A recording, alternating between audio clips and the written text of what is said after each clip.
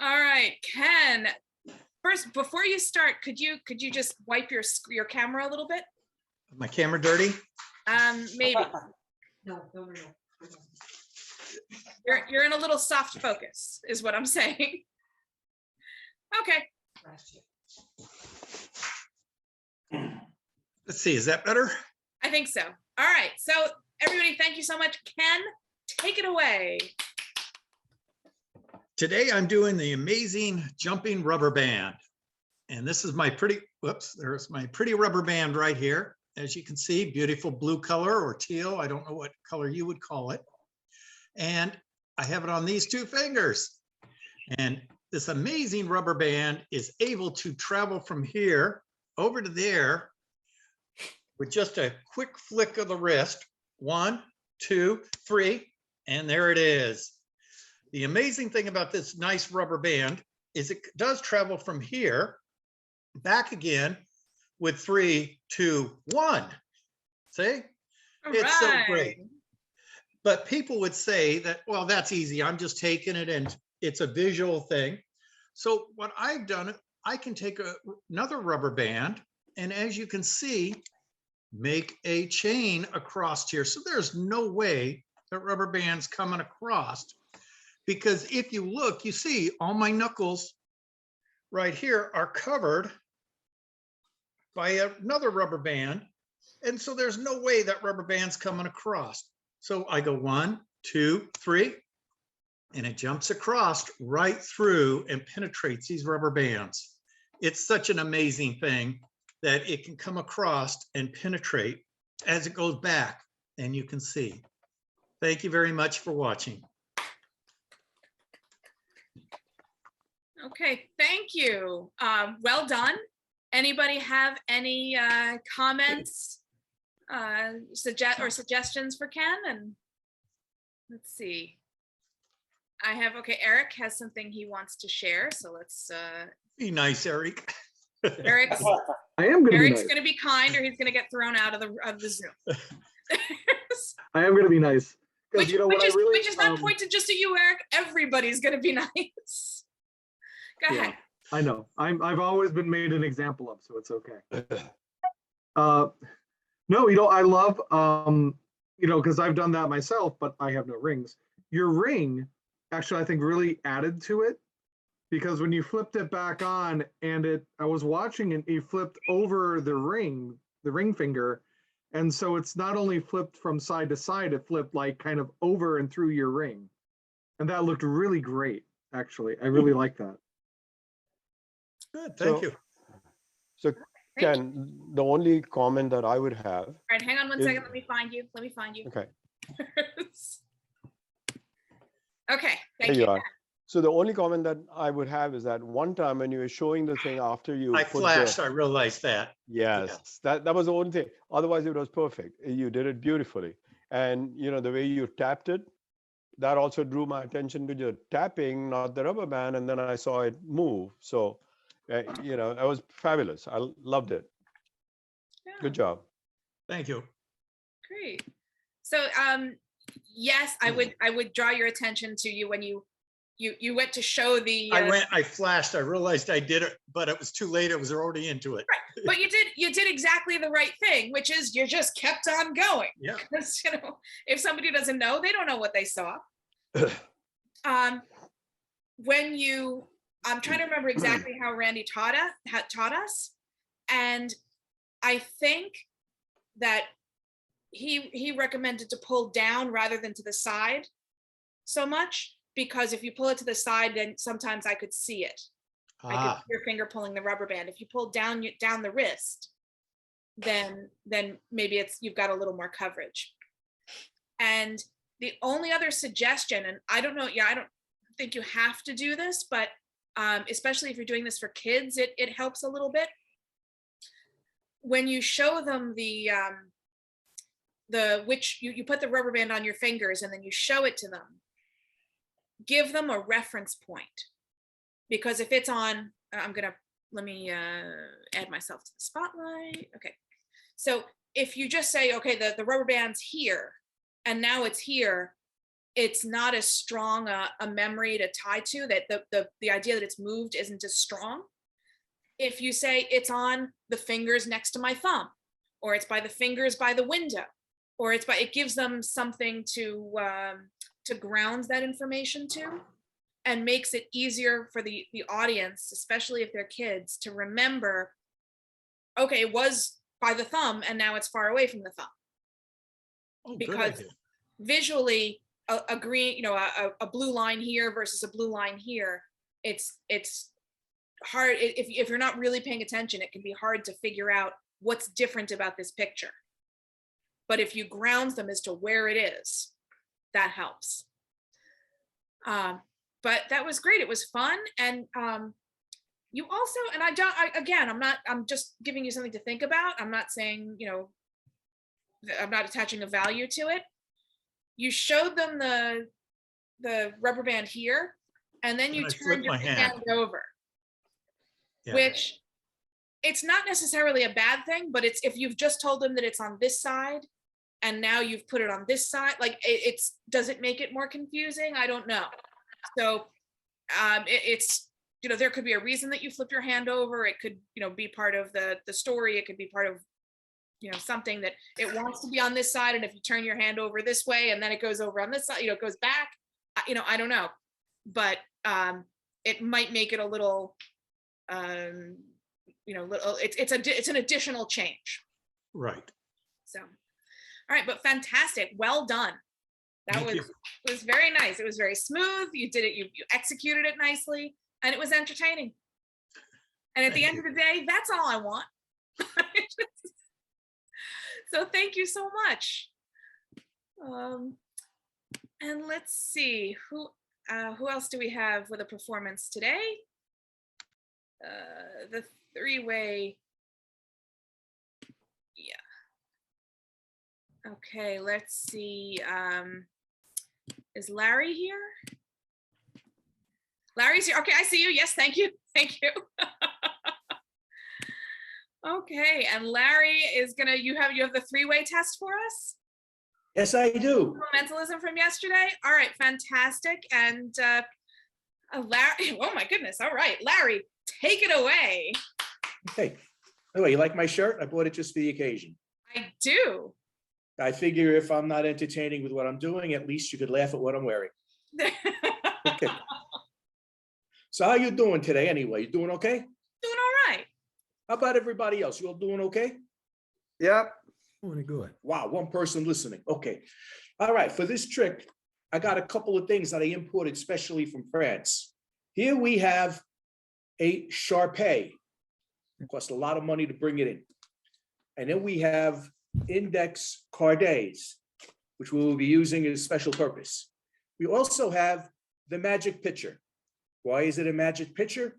Because an hour ago it was filled with beer and it magically disappeared. So this is my, okay, I gave it a shot. What can I tell you? Now, it was shown to us by asking various people different questions and trying to use different types of mentalism. I got one brain, one type of mentalism. It's only going to work that way. And I figured I would work with somebody who was a little bit experienced. So Sarah, would you mind being my volunteer for today? Sure. Okay, very good. I'm glad to hear it. You have an open mind. Now, this is particularly difficult for me because throughout my whole life, I have never been able to figure out what a woman is saying or thinking. And now, not only am I going to have to do that, I'm going to have to read her mind. Anyone who is offended by that, keep in mind, I'm old. Okay. Now, Sarah, the first question. If you were a cheese, what kind of cheese would you be? Just think it, don't say anything, but think hard. What kind of cheese would you be? Yes, I see. See, how do you spell Limburger? No, sorry, that's not what she was thinking. All right, got it. And we put the answer in the magic beer pitcher. Now, just out of curiosity, Sarah, what kind of cheese were you thinking? I am very Gouda. Very Gouda. I'm glad to hear it. Second one. Sarah, If your friends found out you were arrested, what crime would they assume you committed? Don't say it, just think it very carefully, and I will read your mind. Let's see, there's a sale on shoes. No, that's not it. Okay. Okay, and I think I have it. And the answer goes in the magic beer jug. Just out of curiosity, Sarah, what crime do you think your friends would have accused you of doing? Oh, second degree parking wherever I want. Second degree parking wherever you want. Okay. I guess as an attorney, you had to try and keep it light. Okay, now, think very carefully on this one. What song would you like to have played at your funeral? Think very hard. And I am reading your mind.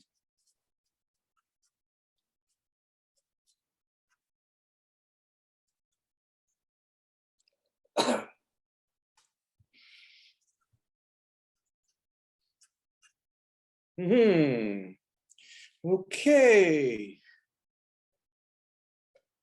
And out of curiosity, exactly what song would you like played at your funeral? Gotta go with the classic Oingo Boingo, Dead Man's Party.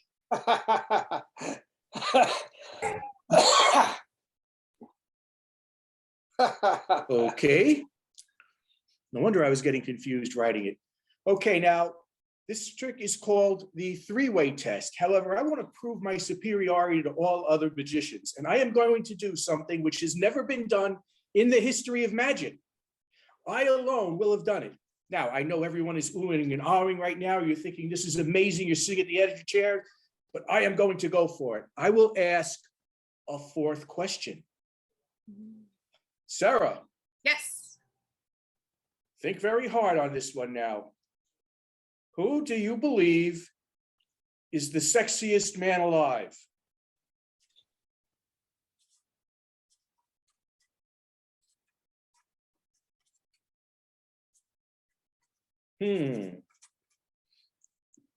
Got it. A little bit of a surprising answer. Okay, but I have it. Just out of curiosity, who do you think is the sexiest man alive? Now I'm really uncomfortable with the situation. So can we move on to something else? Well, how about the most popular man alive? The most likable man alive? Naming a man. The greatest. You. I think that makes perfect sense, to tell you the truth. Now, we reach into the magic beer jug and we come out with the answers. Now, if you will recall, the first question we asked, if you were a cheese, what kind of cheese would you be? And your answer was, Sarah? Gouda. I don't know if I could spell Gouda well, but we have Gouda. And that is correct. The very second question, if your friends found out you were arrested, what crime would you say that would they say that you committed? And you said, second degree parking wherever I want. Yep. second degree parking wherever. I ran out of room on the index card A. We have another match. In the event you passed away, which we know will not happen for a long, long way. Happens to all of us sometime. Yes. But what song would you like them to play at your funeral? And you said, Dead Man's Party.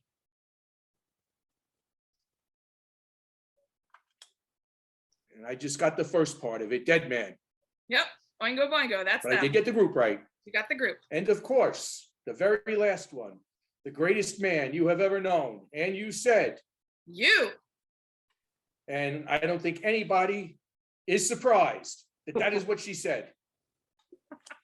That is, in my case, not the 3-card test, but the 4-card test. The only person alive who has done it. When reviewing, please try to not use words like narcissist, egomaniac, self-centered. This is something that just stands to reason. Okay. Okay. Thank you. Thank you, Larry. Okay. Okay. Any comments? I love the humor. Really started out with the French premise, the Sharpay and the Cardet. Very well done. Found myself smiling through the whole thing. Not a serious mental routine, but well done. Thank you. Thank you. Yes, absolutely. I thought the whole French thing was a riot. That was great. I think he's a natural. Yeah. Who is That's Jack. It's Jackie. I think he's a natural. He was excellent. He seems like he's been doing this for 100 years. yeah, great performance. Very, very chill, very calm. You're having a good time, and that makes us have a good time watching you. Well, thank you. Absolutely. And Eric, I think you had something you wanted to add. Yeah. I know it's really tough with the computer, the way that things are. But it would be better if we saw when you write something, like we can only see down to a certain level, and we don't know what you had underneath on the table. Right? That's 'Cause I've true. seen I other didn't think of that, but magicians- yeah, I should have been holding it up and writing it. Well, Yeah, that's a good point. Maybe. I've seen other magicians like say, with Zoom, you can just like, look down here and maybe have a second monitor down here. Like, look, I'm not watching what you're doing, but you are. So there's that kind of suspicious there, like I know when we do our show, like maybe, let's see if I can put it up here, and then you'll kind of like have it down here so you see your table and yourself, I mean, it'll be better at the show, but because it'll be further away. But something Yeah, like that's a that good would point. make Everything it. should be in front of the audience at all times, and you couldn't see what I was doing. So that's a very good point. Yeah, because you could have one of Thanks for those. bringing that up. You could have one of those thumb things. They said they're still called Swami gimmicks. I'm not sure, but Things. yeah, a Swami gimmick is a thing that you can fit in your thumbnail, and then like when you. It's like, yeah. It's like if a nail writer, got the answer, you can write with your thumb. and you just kind of write with your thumb as you write over it on it. When someone is watching it, they don't even notice that you're writing. So which is a great idea. But yes, but then I couldn't say I'm using a Sharpay. Okay. Exactly. No, that's a good idea with the thumb thing, because then it's like I'm mentally putting it on the cards. That's yeah. It's a- You could have written anything underneath that level at any time. And that's the thing, is that since we didn't see the table, you put the cards down off the camera. And by doing that, it's like, well, of course you're going to get the answers. It just makes me think like, oh, how did he do that? Oh, well, I didn't see them. So he just picked up these cards that happen to have the right answers. Or you could have had someone off writing the answers and then just slip them under, and like, oh, look, I've got them all. good point. If you're interested in more on the Swami gimmick, or really on mentalism in general, on the solitaire and any of that, I'm going to point you to Corinda, 13 Steps on Mentalism. Please repeat that. I'm going to point you toward the book is by Corinda, Corinda, 13 Steps to Mentalism. Yeah, that's where I got it from. I'm going to send you a book. reading list. Yeah. So after the class, I'm going to send everybody a reading list for information, follow up on different disciplines. So, you'll get that. But I wanted to point you to that. So If you're I have a interested question. in a deep dive. Yes. Who has a question? So I do, Sudhir. Yes, thank you. Larry, how did you force the answer to the last question with your name? I didn't. I was expecting her to say Brad Pitt or something. And then I was going to say something like, interesting that you said Brad Pitt, because that's not what you were thinking. The very first thing that came to your mind was a totally different person. And that person was me, of course. So she just happened to say me, and well, it worked that works out. out. And you went with it. Really, I should have guessed you would have said me all along, because I think it's obvious. Perfect. Well, good job, Larry. Good Yeah. job. No, Okay. Oops, whoops, there we go. Okay, so let's talk a minute, and then I want to turn it over to I want to make sure that we get our guest professor in today. Let's talk a bit about working with your volunteer. Okay, so you started out with, you're going to do this and you asked me to volunteer. And then you did a joke about never understanding what a woman thinks. Uh-oh. Okay. I have concerns about that, and I'm going to recommend that you not do those jokes. And then you said, it's okay because I'm old. It's not okay.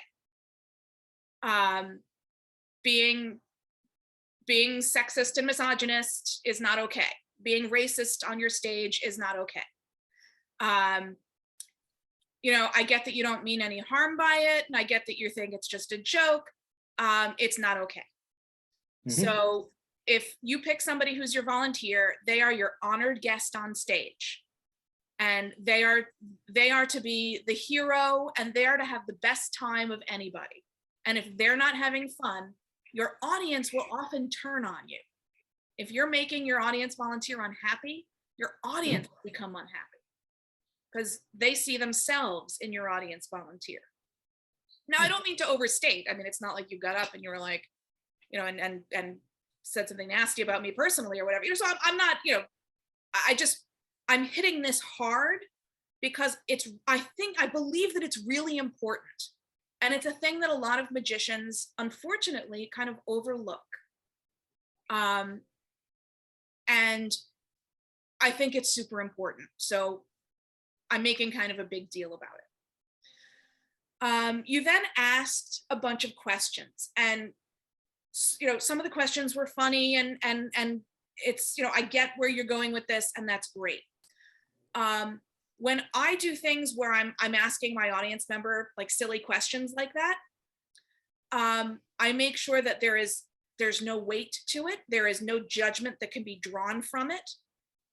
If I, so if now it wouldn't work with this, but I try to give them options. So because if they're up on stage, it's, sometimes it's not you're thinking about what the question is, but this is the first time they've addressed that question, and they're like, I don't know, what song do I want played at my funeral? I've never thought about that. Now I've got to come up with something that makes sense or is funny, or Mozart's Requiem, or I don't know, but I've got to come up with something. So if you can make it something completely innocuous and either obvious or something that they can, information that they can find.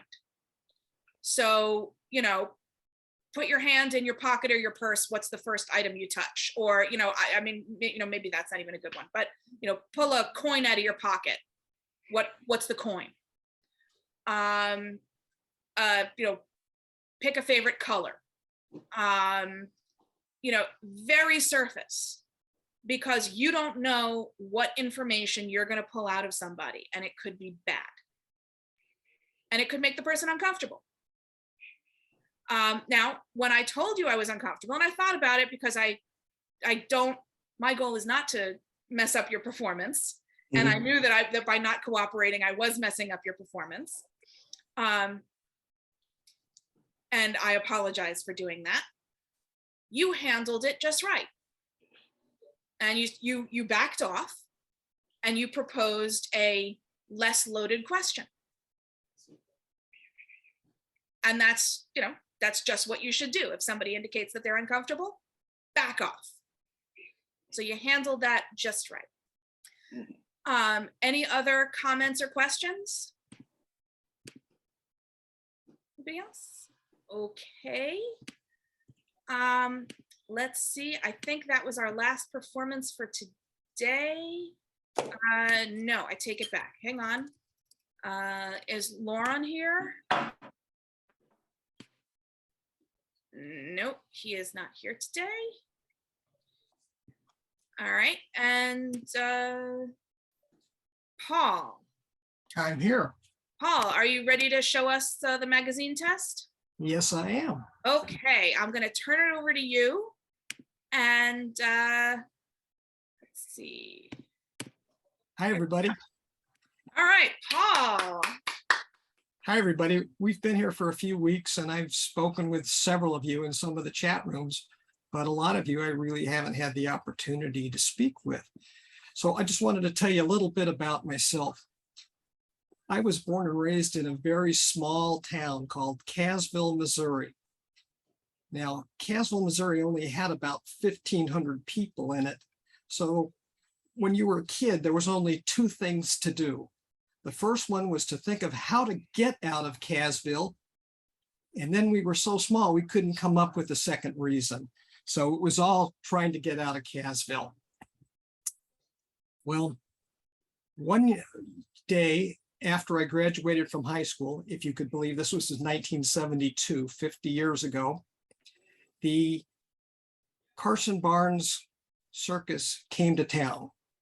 And by coming to town, I mean, it was 2 hours down the road. Everything from Cassville was 2 hours down the road in one direction, except for Walmart, which was only 45 minutes down the road.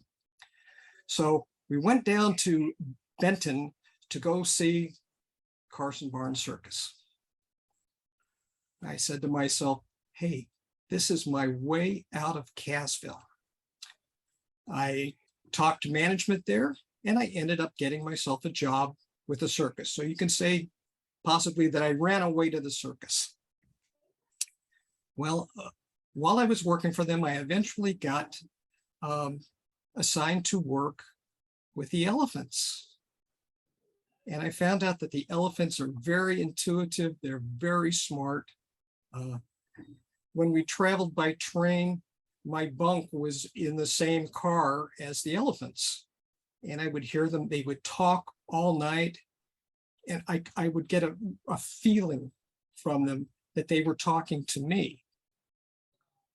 So it gave me a lot of intuition, and that has just sort of grown over the years. I worked for the circus for 7 years. It was seasonal work. You would work about 8 or 9 months, and then you'd be out of a job and you'd be racing around trying to get another job, maybe with another circus. I ended up working with Carson Barnes, Kelly Miller Circus, and then Ringling Brothers, and you could change all the time. So we had different people bouncing around at different circuses.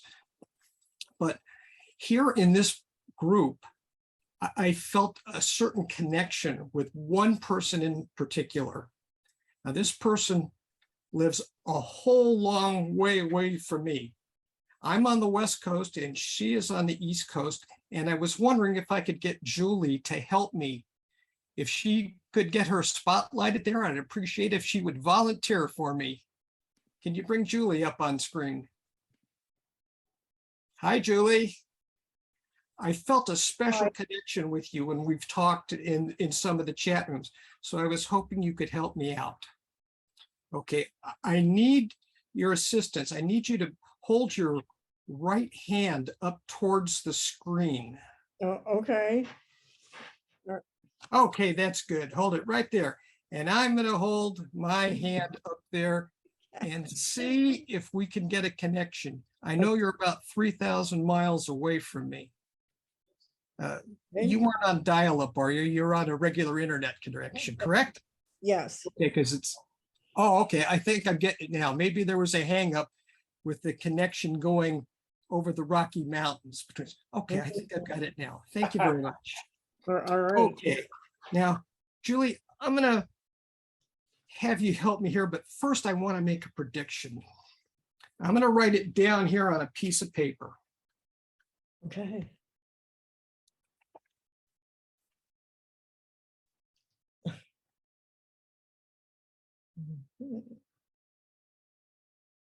Okay, I think I've got it. And I'm going to put it into an envelope here. Now I have another assistant here with me. When I left the circus, one of the clowns, famous clown, Lou Jacobs, gave me Ellie to remind me of all the good times I had working with the elephants. So Ellie is going to hold my prediction. See if you can see it there. Okay. Yeah, the envelope's right there. Okay. Now, people may think I'm a little crazy, but Ellie talks to me once in a while. Sometimes it's subliminal messages, and sometimes I think I can hear her, just like when we were in the train car going along, I could hear the elephants and I could feel what they were thinking. Okay, I want you to help me out here, Julie. I've got 3 magazines. Oh, A recent issue of the Auto Club Westway magazine, an old copy of Baseball Digest from 2010, which I happened to abscond with from my dentist's office last week, and Southwest Airlines magazine from one of my recent trips. Okay, Julie, why don't you select 2 of those magazines? all right, I'll take Westway and the baseball magazine. Okay, you want Westway and Baseball magazine. Okay, we'll throw out that one. Okay, now I've got 2 magazines left. Select one of these. How about Westways? I'm sorry, Westways. Westways. Okay, we'll throw out Baseball Digest. Okay, now what I'm going to do is I'm going to put this magazine behind my back and I'm going to start flipping through the pages. And I want you to tell me when to stop. Okay. Okay. Tell me when to stop. Okay, Pardon? Keep going. yeah, stop. Stop. Okay. Do you want to stop on that page or do you want to go back or forward? How about I want to go back? Go back. Okay. Tell me Okay, when to stop. Stop. Pardon? Stop. Okay. That page is good for you. Okay. Now, I've got a marker here. And I'm going to try and draw an X on the page. And hopefully I won't get my shirt or the back of my chair. To try and make an X through here. Okay. Okay. Now I think you have sent me a word. I feel it. Let's see what we've got here. Oh, it came up on a page in the book there, and it says roller skating renaissance, which is kind of a coincidental because at one time in my life, I skated for the LA T-Birds roller derby team. You might be able to see one of the jerseys up there on the wall there. Yeah. Long time ago. Okay, the X went through. I don't know if you can see it on camera, but it's the word, but I can't read it. Okay. yeah, I don't know if you can read it there. Take my word for it. It says disco. Oh, okay. So by some chance, were you a disco queen at one time? I sometimes would go with my girlfriends to dance at the disco. Yeah. That's good. Shows my age. Oh, no. Great, I'm glad. Okay. Now, I've made a prediction of this word that you have selected after you selected the magazine, correct? Yes. Okay, I had it behind my back and I was flipping through the pages and you told me when to stop and you had a free choice to go back and forth and that's what you did, correct? Yes, indeed. Then I made an X through there, pulled it out. Okay, let me see if we have a prediction here. Ellie, thank you.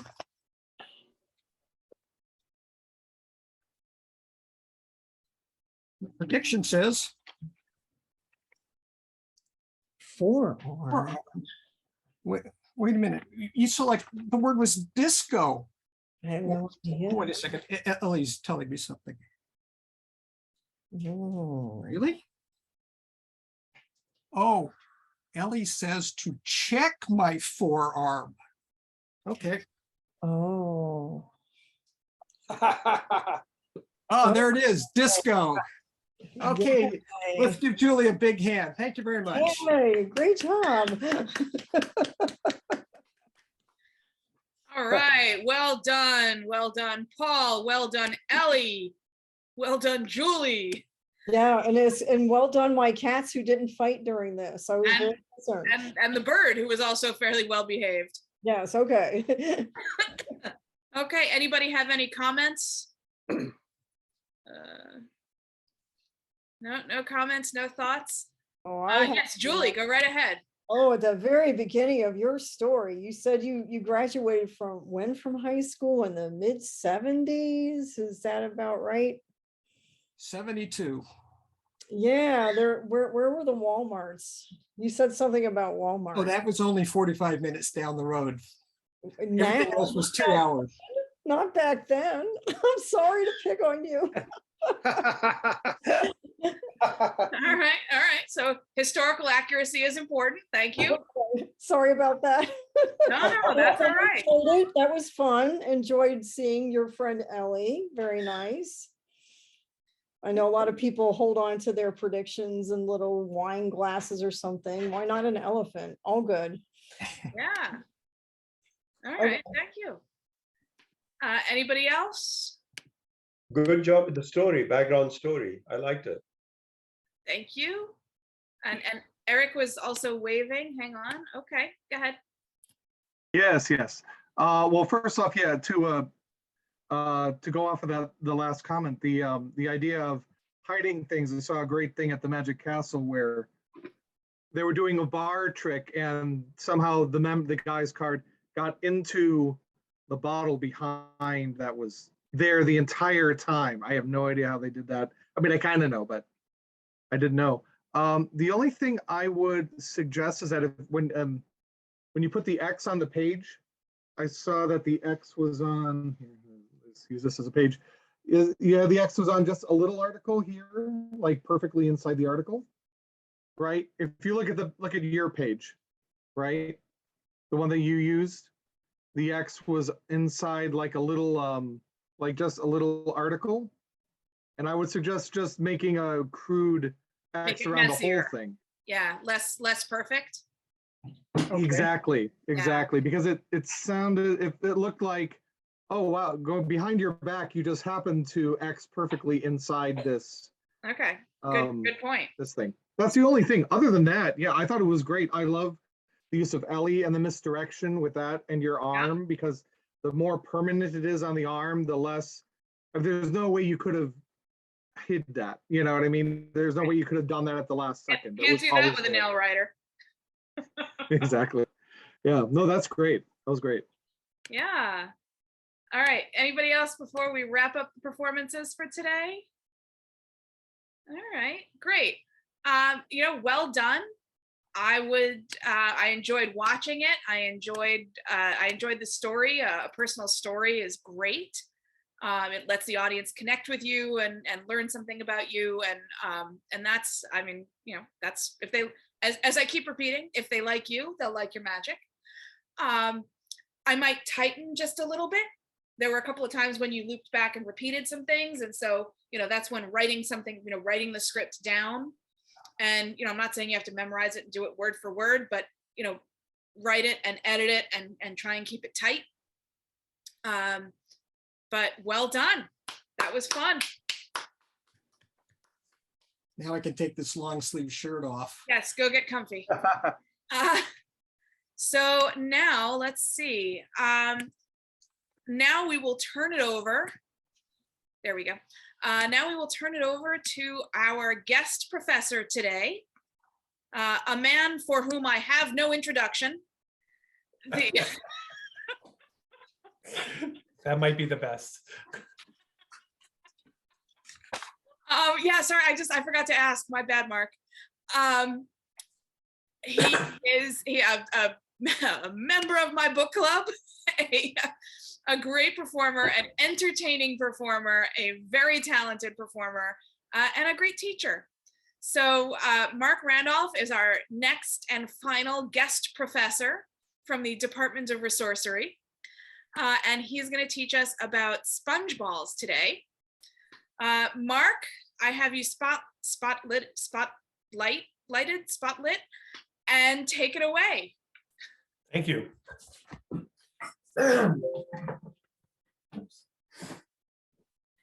Thank you, Sarah, and welcome everybody. I have my own assistant here. This is my daughter, Annie. Hi, not as cute as Ellie, sorry. And everybody is waving. Did you hear what Annie said? No, sorry, I was talking. I said I'm not as cute as Ellie. She loved when Ellie came on the screen, she went, oh. I So, loved it. Oh. Aww. so, well, welcome everybody. I don't know if you know it, but I've watched every one of the videos that we're posting. I just absolutely love how you developed and how you moved along and what you learned. Sarah, the professors that you had, they were terrific. I don't know how much you guys really realize what professional advice you received. And I would suggest going over those again and really look at it. But this, what you're about to see, is the first time, Sarah mentioned it in the book, that this is actually a routine. And this is your first introduction to stringing a bunch of tricks along to create a sequence where you have a beginning, a middle, a crescendo, and an end, instead of just individual tricks. And when Sarah asked me to do this, I was thrilled to do it. And I tried to get into a magic, it's called a flea circus. If anyone has seen a flea circus, the fleas are just so small, you can't see anything, but they pull things along, they jump from here to here, they do different things.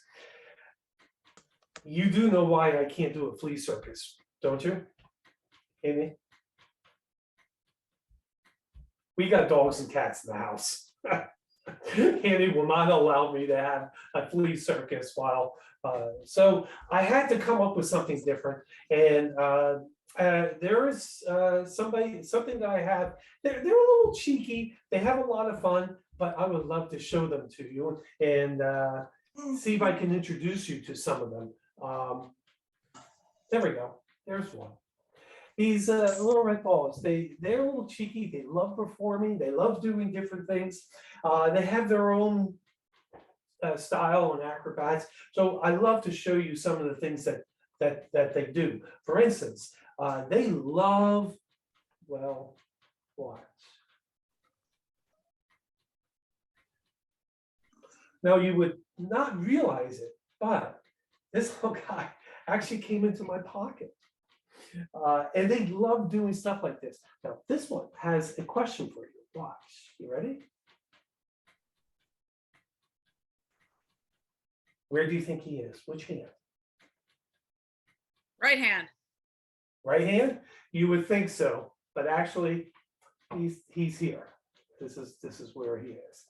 But this little guy, as I said, it's more like a circus and a troupe, if you would. They hate performing by themselves. So he's going to find somebody else to work with. Now, Andy is here. Andy, would you mind opening your hand up, please? Okay, now I wanted to take one. I want you to take the other one. Hold on to it nice and tight. There you go. All right, here we go. Ready? You ready?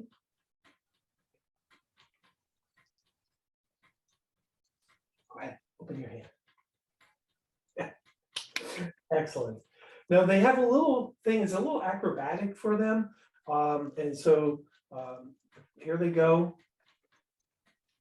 It's an acrobat. They have to warm up. Hold on, here we go. Let them go. Here we go.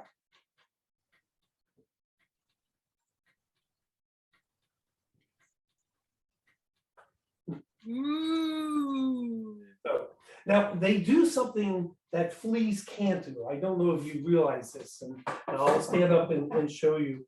They can go through cloth, and fleas can't really do that, but this is one of the talents that they have. So we're going to show you. I'm going to back up a little bit so you can see it. I don't know if you can tell.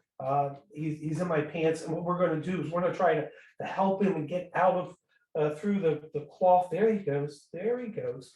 I don't know if you can see that. There he comes. Yeah, that's one of the talents that they have. Amy, do you mind opening your hand again? All right, this time I want you to take this ball. I want you to take this ball and hold on to it nice and tight. Excellent. So now don't move, because we've got someone who has a really special talent. You ready? This one does more than dangerous stuff. And this one will do something pretty high. So you ready? We'll go real high. Now, what you see here is they're in there, but there's a diving board. Does everybody see that diving board right there? Do you see the diving board? Yes. You do. Yes. Good. Good. Now, what he's going to do is he's going to jump from my hand, jump on the diving board, and jump into your hand. You ready? Yes. All right, here we go. You ready? Oh, on the diving board and in your hand. Go ahead and open your hand. Now, this part of the act is their absolute favorite. They'll go the first ball, the second ball, and the third one goes in my pocket. So how many should I have in my hand? Anybody? Two. Two. Yeah, you're right. You should, but look at this. One, two. The third one goes in my pocket. How many should I have in my hand? Two. Two. Yeah, you're hesitating because you're kind of wondering. We should have two, but as I said, it's one of their favorite tricks to do. And the third one goes in my pocket. How many should we have in my hand? Two, darn it. Two, darn it. But wait a minute. This is the finale. This is what they're going for. This is what they want to do. And like a magician pulling something out of the hat, they too want to pull a bunny. Aww. So, all right. So that was my version and my story that I came up with to kind of tie it together. There are a couple things that I did differently, but I want to go with what the book is showing you. And then we're going to do tips and show the different things. Sarah, did you get the email last night? I did, and I emailed it out to everybody, I want to say about 5 minutes before the class started. Ah, okay. Let me just show you what the book. Which counts as getting it done on time. Yeah, I worked on it. So, all right. The book didn't have a bunny. I'm so sorry. But I'm just going to go through what the book showed and then give you some things that I did differently and hopefully help you give tips and any questions you may have. But the routine with the book is they do start by pulling the ball out, and then they have one disappears and it comes out of the pocket. And they did put it here. They did this. Which hand is it? Yeah, it is the left hand. But watch. There's another one as well. Now meet your hand, please. Hold on to the tight. There you go. Sit down. Oh yeah, I did say that, didn't I? Shh, don't tell anybody. Hold your hand up. 1, 2, 3, 4. We're just getting started. We're just getting started. 1, 2, 3, 4. We're still just getting started, aren't we? You ready? Yep. Okay, all right, here we go. 2, 3, 4. All right, now the ball goes into my pocket, and look, the ball's going to come out. Try, come on, let's go. There he goes. And so now I need your hand again. Okay, we've got one ball, we've got two balls. Hold both of them, please. And in my pocket is a third ball. Now watch. Go ahead, open your hand. Very good. Now we're going to go into the 1 ball, 2 balls, 3 balls. How many should we have in my hand? 2. We actually have 3. 1, 2, 3. How many should we have in my hand? 2, right. But again, we have 3.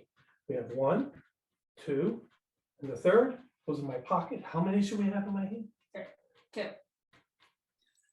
I'm paying attention. I swear. It's okay, but it's not 3, it's not 2, it's not 1, it's 9. Now, I did that kind of as a short version. I wanted you to see how the book did it and how the book is teaching you. So as you're going through this, and I did mess up. I don't know if you realize when I went 1, 2, you're supposed to leave the ball here, grab the ball here, and what you're doing is you're getting the audience to think, you know, nothing happened. But the action is going to be the same. 1, 2, retain the ball, 3. But the second time around, I kept the ball here. So I had to go back and say, we're still just getting started. As Sarah pointed out earlier, when something messes up, just keep going, go with it. Don't worry about it. The couple things I did not like when the ball came out here, and we said, which hand? It's this hand. Oh, look, we have another ball, which is why I decided to, there's a trick where you take the ball and you split it, and you're actually using 2 balls. There's another method I'm going to show you, and then we'll talk about the moves and everything, if you wouldn't mind. There's another method where you take 2 balls and you watch. Make 2 out of that. And while I'm on the subject, you can produce balls from all kinds of places if you would. You can say, oh, there's something here. Hold on. All right, it was just a piece of fuzz. So you can play with introducing the ball. There's a reason why I'm saying this, because I'm going to go to a part that I don't like. My daughter, if you ever meet her, she will have particular opinions. She doesn't like it. But when it goes through the cloth, you make it disappear. And then, of course, you have a ball already in here. And all you're doing is you're pinching your cloth and loading the ball in there to pull it through. I just think it looks awkward. I never liked it in my entire life or career, so I never performed it. So congratulations, this is the first time you've seen me perform it. But the idea in the book is to produce a different method of bringing in a ball into play. Would it be better from a jacket pocket, do you think? Yeah. Could That be a was my jacket suggestion. pocket, a sweater maybe, a scarf, something not as Pants involved? Near the. Yeah, Yeah. lower. It just looks weird. it really does. Yeah. If I have a suggestion for you, don't do that, but I knew you were going to go through the book, and because it's a routine from one place to another, I wanted you to see that and go through it, which is why I want you to know that you can produce another one. If you need to bring another ball into play, there is no reason why you can't produce and make 2 appear or have 2 split. So I wanted to introduce those ideas. So let's talk about it. Did you enjoy it? Good. Sorry. I'm glad you liked it. There are several things that you want to do now. I wrote Sarah a packet. Can you give that to me? And in the packet, what I did is I broke down ideas to help you when you go to work on it or perform it. Sponge ball magic is just absolutely wonderful. This is not the routine per se, but tips in the routine. And so we're going to give you some of that right now, if you don't mind. How about we start with some basics and just do, you know, the retentions and the productions and, you know, teach them. Exactly where I was headed. All right. So, all right. I just wanted to introduce. Annie, I also want to thank you. You look absolutely thrilled to be here. I appreciate your patience. There is- I am so sorry that we are impinging on whatever it is that you would like to be doing with your day. We really appreciate your help. Anything. I was promised Ritas, so What? it's all good. When did that happen? Give her some No. chips. Come on. All right, so now let's get into some of the basics. I wanted to give you those ideas because I didn't want you to walk away and go, this is the routine. I wanted to know I wanted you to know what I thought were the flaws and to give you some ideas what to do. But let's start with some of the moves. I don't know if you noticed, but I had the ball with me the entire time I was talking to you, and it was here. And I went like this and talked to you. Ooh. All right. The ball was here. It was in my hand. So when I moved my arms up, I allowed the ball to roll on my arm. And then I talked to you. And then I allowed the ball to roll back, and I had it palmed. But notice my hands are in the same position. One's not like this, one's not like this. They're in the same position. And then you can talk freely. Now watch the flashing. This is so difficult because in real life, I know where Annie's eyes are, and I know of the height and things like that. You're going to have a little easier time, but you don't want to watch out for the flashing. So in order to produce it, I went once, twice, and then we produced it.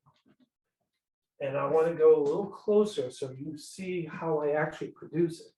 So I have the ball palmed once, twice, and then I roll the ball. So I take my middle finger and I do that so the motion's like this. I roll the ball and then I produce it. Ooh, nice. You're in the palm. And because they're squishy, they stick a little bit, it's easy to change how you're palming them as well. But that's what I do is I roll it, and as I roll it, I'm using finger movement to kind of hide that I'm rolling it to pull it out. You want to go a little bit as if you're catching it or grabbing it.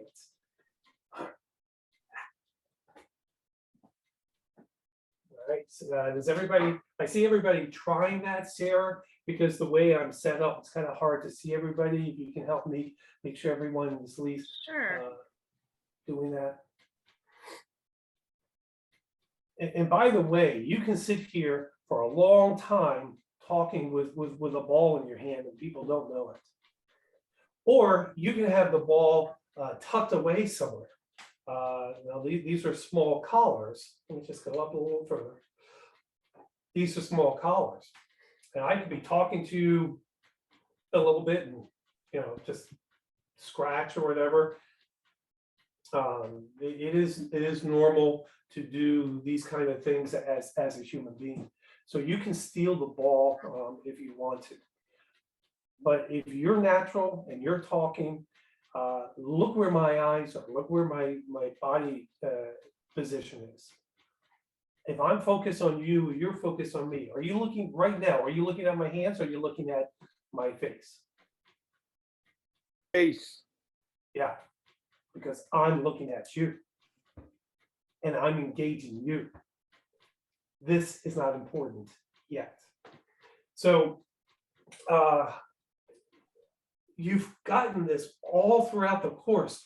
There is so much psychological pieces to magic that it just absolutely astounds me the more I learn and get into it.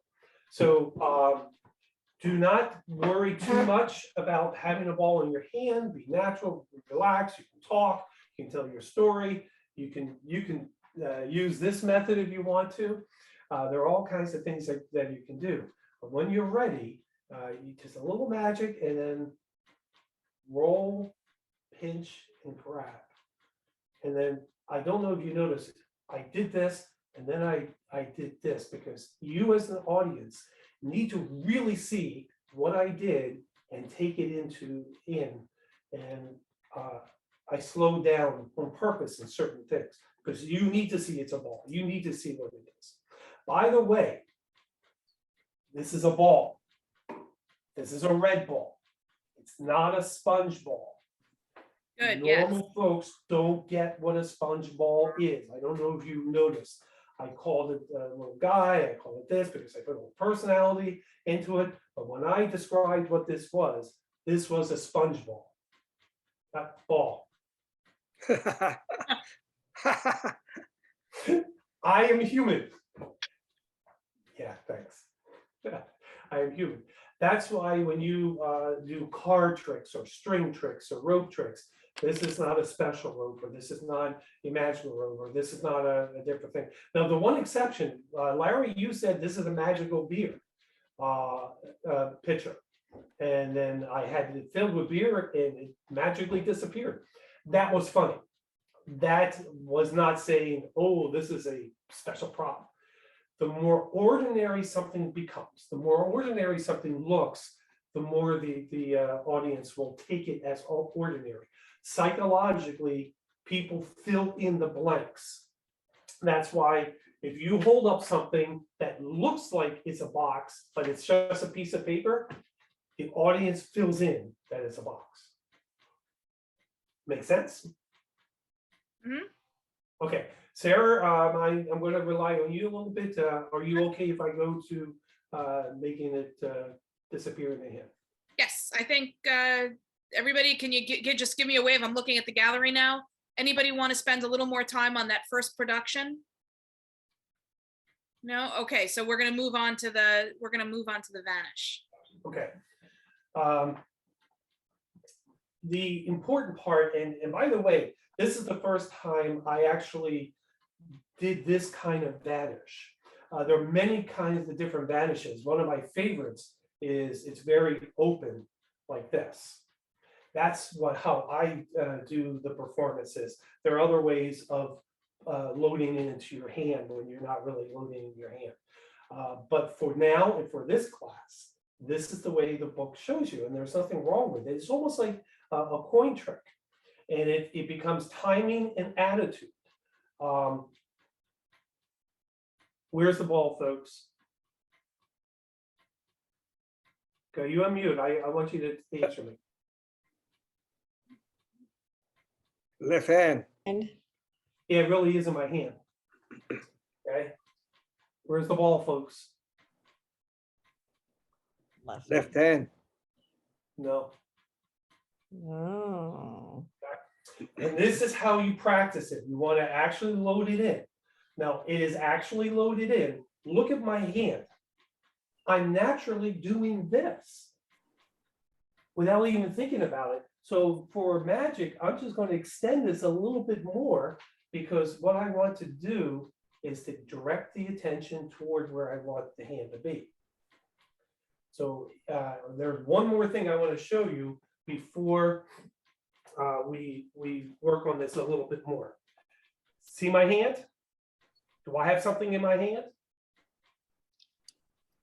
The answer is probably. I know I have a ball in my hand. Do I have something in my hand? Probably, Nope. because my hand hasn't changed. Do I have something in my hand? No. No. So make sure that you cup your hand the same way every time. Okay? I'm not tight. I have a little bit of air here. And it causes the illusion that there is something in there when there really isn't. So it becomes timing. Everybody put your ball in your hand like this, and you can see it's kind of going like that. So you need to cup it just enough. Notice the thumb is not there. Now, as I got to really understand this, I did not need my thumb. When I go like this, I do not need my thumb. But in the beginning, I did. So it's okay if you do. So this is what I did. The ball came to the hand. As the hand started, I'm going to go a little closer. As the hand started to close, I took my thumb, grasped it, and moved it out. Let me come a little closer here. What's holding the ball in your right hand as you pull it away? Right now, nothing. It's gravity, which is why it's a little cupped. As you pull it away. Nothing. Uh-huh. Then I pull the ball. So I go over here, and that's why in the beginning, I had to use my thumb to help it from falling and pulling back. So the thumb puts it in position, and then the two middle fingers curl around it. And you Actually, point. Right. Okay. When you get comfortable, you can go two, but it is not natural. If I actually put the ball in my hand, I'm actually going to put it in my hand. It's not natural to do this. It's more natural to do this. Notice the thumb again went down. So this is an okay position, and you can see it is this. You'll see magicians when there is a move with sponge balls where you clip it here and you do this. I love the idea that you clip the sponge ball. I hate the idea of this. This is not natural. This is. Okay. I think with sponge ball magic, and all magic, but particularly sponge ball magic, what is natural? What is natural? So in practice, actually palm it, keep it in there, put it in there. Just do it over and over again. Because what you're doing is you're looking at what this hand is doing, you're looking at what this hand is doing, and the timing. And then when you get better, then start to steal it. Start to steal it. Start to steal it. Start to steal it. Something that I love to do. And this is where playing comes into play. Steal it. Steal it. Steal it. Steal it.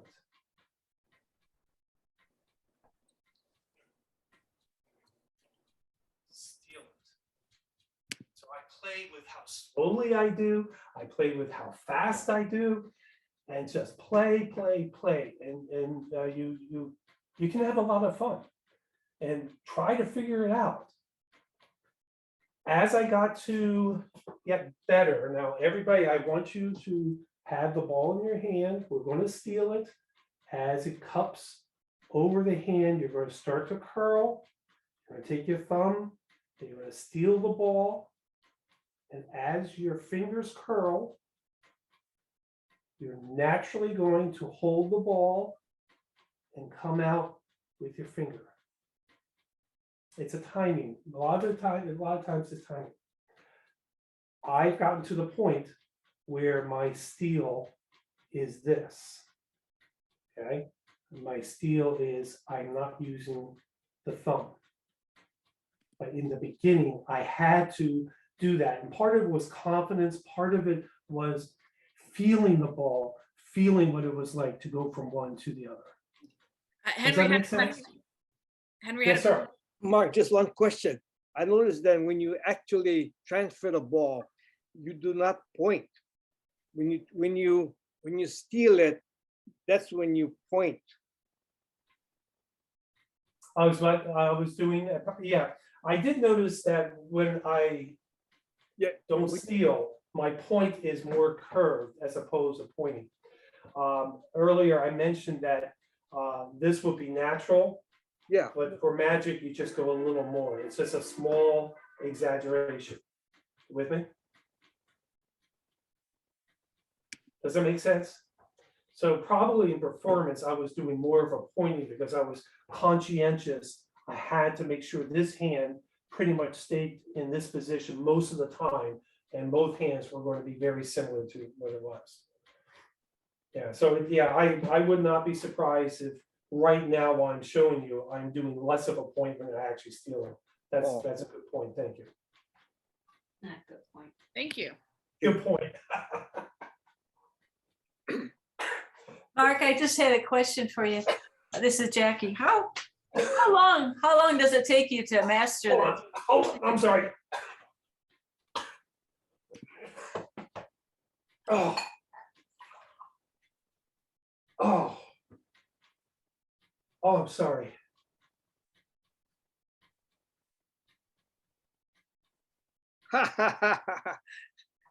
Okay, I'm sorry. I got distracted there for a moment. Yes, what were you saying? Mark, I was wondering how long it took you to just master that one move. I mean, did it take you like weeks or months, or how long does it take to, Annie, you want to answer that? Yeah. Too long. The moment Sarah gave me the assignment, I opened up the book and started then. So when did you guys start classes? Let's see, this is week 9, so 18 weeks ago. That's correct. Now, in my packet, I do have something here that I will tell you. It's labeled Reaching for Perfection. Where is it? Perfecting. The most important thing to know is perfect, and technically you never will be finished in polishing the routine. Did that answer your question? well, I just wonder how long it takes you to be passable. Really, the first week I started getting the feel on it, and I was just trying it and trying it and trying it. I did not feel comfortable performance. I also didn't feel comfortable with, because I have to tell you and show you what has to be done. I had to make sure that it looked good. In all seriousness, what I did is I did it over and over and over again. Then I started writing this to help you over the 18 weeks. And then Sarah's background is that she had a father who really helped her with the magic, and Still do. Pardon? Still do. And you still do, yes, you're right. I'm sorry, you didn't mean to word it that way. And it was my mom that got me in magic, and here I am, 14 years old, carting my mom to magic shows because it was my mom who was my assistant. And it was my mom who was in the living room where we went over and over. My father was there too, but it was my mom more. I saw that, I heard that. Why did you do that? That sounds terrible. Oh, that's, you want to imply saying this. What are you doing? Why did you look there? And we went over and over and over. And then she was my assistant. And as we were driving home from the show, well, this was great. You did real well, do that, because you have to stroke someone's ego. But Mark, yes, Mom. And unfortunately, she passed away about 3-4 years ago. And Annie has actually helped me with a lot of the magic shows, and you have actually performed, right? It's 5 years. I mean, 5 years ago? Oh, wow. And so when I thought I was ready, I performed it for a few people, didn't like the reaction. Annie came aboard and she said, Dad, it flashes here. Dad, it flashes there. And so I had to, with this production, I had to be careful not to do this. And so she really helped me hone in of doing this. It was her idea to go 3, because I went, oh, where is it? There it is. She said, why don't you go 3? And I like that idea. So having somebody at your side to see it mirrors. And that's what I was doing for 18 weeks. Wow. Just honing in until I felt comfortable enough. We went to Kids Next Door and performed for them. And I did exactly what they did. Al, you gave me 2, not 1. Yeah. Well, then I knew I had to adjust or whatever. And Andy said, well, I was standing, they were little kids, they were 5 years old. So they were sitting, their head was here, my hand was here. Of course, they saw underneath what was happening. So I had to watch out for that. So to answer your question, that's what it takes to start to perfect it. That's what it takes to start to figure it out. And it can be a lot of fun. And as you've been told by other magicians, don't worry about messing up. Don't worry about if someone sees something. This is all part of the process. Now I got to adjust it here. Now I got to do this. Oh, now if I did this. And that's why I put in perfect is a concept. So I will, You're always going, I wonder if I did. yeah, Thank you, Mark. it's the kind of thing that you'll always be developing. Right. You know, to execute it passably, you know, let's just say to do one vanish, not to do a whole sequence, but just to execute it. Yeah. I mean, you know, it depends, as with all things, it's, you know, it depends how much you want to practice. Yeah. But if with diligent practice, you could probably execute it within a couple of weeks. Yeah. There's no reason. You know, Yeah. Sarah's 100% correct. There's no reason why you can't take some of this and perform it next week. As a matter of fact, in real life, usually what I do is I'll be set up to do a few things, but most of the time, particularly if you're just around things, most of the time, all you need to do is, hey, can you hold your hand out? All right, watch this. You ready? I want you to hold this nice and tight. Got it nice and tight? Okay, I'll take another ball right here and I'll hold it nice and tight. And you ready? Can you take this one and hold both of them nice and tight? Don't let anything get in. You right? Okay, you ready? And now notice what I just did. I do it naturally. I'm now looking at everybody who's looking at me. I got her involved. I'm now getting everybody else involved. You ready? Here we go. Watch.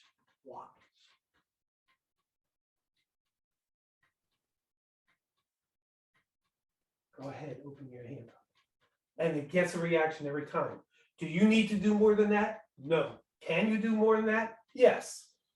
So if you just practice with that, you've got routine that you can go from table to table and people are going, that's great. And because that's all there is, they don't think that you have to, know more, but you can. And having another ball in the pocket going 3, 2, 1 is a wonderful way of ending. So, all right, good. If there are no other questions, I want to move on to a couple other moves, okay? okay, quick peek at the gallery. Anybody have any questions? Anybody? Nobody's waving. Everybody's happy. Okay, I will kick it back to you.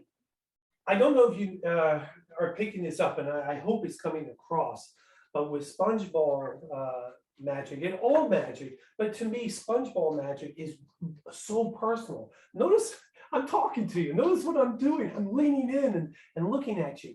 And this is how I personally like to perform. And when I have her hold one and then I do another one, let's just do this, okay? Small children don't always hold their hands. So sometimes if their hands are too big, have them put both hands. All right, don't move. Or a very common one is I put the balls in and just help them close their hands. And if I think they're going to be opening it up too soon, I just hold it there for a moment. Don't let anything get in, okay? You with me? Another technique when you're working with kids is to have them turn their hand over, to hold it up in the air and turn it over, because otherwise, if it's still palm up, in a moment where they get excited, they are likely to open their hand because they want to look. If it's turned over, palm down, then they are less likely to open it just because they're excited and want to look at it. Yeah, and Sarah's right, and a lot of magicians will have that. Now, this is a habit of mine, Sarah. I never have them turn over their hands because I never had that problem. I'm knocking on wood. Come on, I need a little luck. Fair enough. So, and so that is as a performer, I have gotten into that habit. I'm comfortable watching them to make sure that they're not going to do anything. I don't know if you noticed when I did the springboard, the number one problem with that is that Annie was holding these balls for this kind of trick for actually a very long time. And you have to prime them more than once while you're doing it. Okay, it's going to go in. Don't let anyone get in there. You know, don't let anything escape. You ready? You okay? Because I'm now grading. Don't move. Hold it. I don't do it in the beginning. I do it in the beginning, middle, and just before the end. I engrave that on there.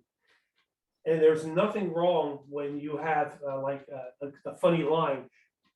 You see the springboard? Does everybody, or the diving board, or whatever it is? Do you see it? And you said no. So I said yes to you on number one. Yeah, okay. There's the perfect opportunity to play with everybody, especially adults, because adults know that you're playing with them. Adults know there's nothing there. And that's where you can stop and you can look at them or make comments or do different things. It's a very intimate type of magic and surprising because it happens in their hand, it happens under their eyes, which is great. Okay, I'm just going to hit the routine a little bit only because I want to make sure, okay, the disappearance. Now, in my pocket, I have the balls lined up, straight up and down, and I push it forward.